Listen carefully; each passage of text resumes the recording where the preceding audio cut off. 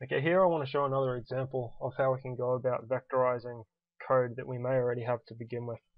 So in this case, the example is Project Euler problem 6, and you would have been introduced to Project Euler from the third prac. Problem 6, as stated, is to find the difference between the sum of the squares of the first 100 natural numbers and the square of the sum.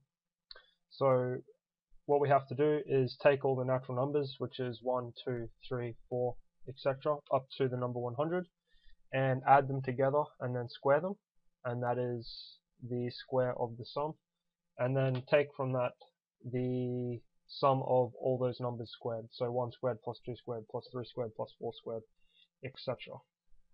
Okay, so we have here some code to do that using for loops the way you would be familiar with currently. So just running through this, we start with, well, let's run it and set a breakpoint. We start with n equals 100, which is where we're calculating up to. So we hover over that, we see n is 100. Then we have some accumulator variables where we put our summations. So you'd be familiar with this from prac 2. So we have the sum of the squares, which we start with 0, and the sum of all the numbers, which we start as 0.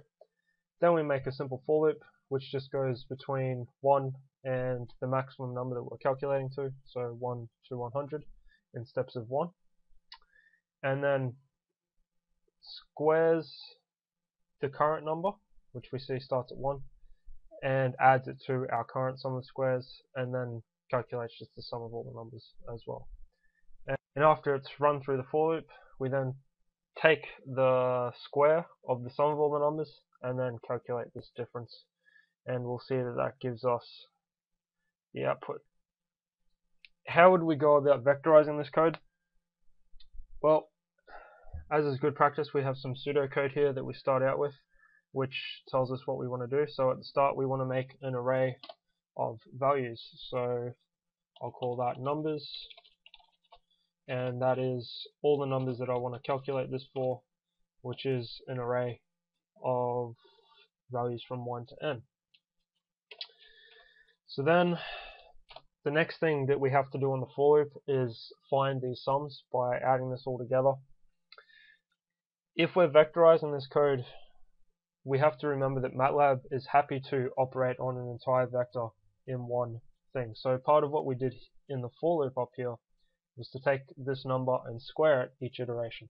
So we can make that vector by squaring our entire array.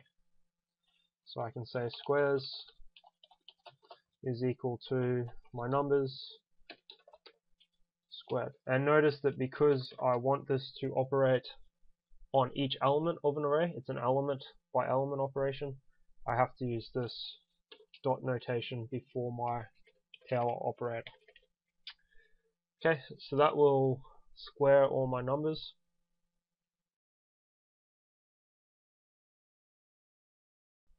Then the next thing we want to do is perform our summations.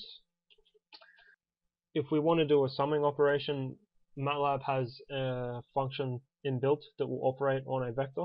So if we want to vectorize our loop, which is summing, the best way to do that is to simply use the summation.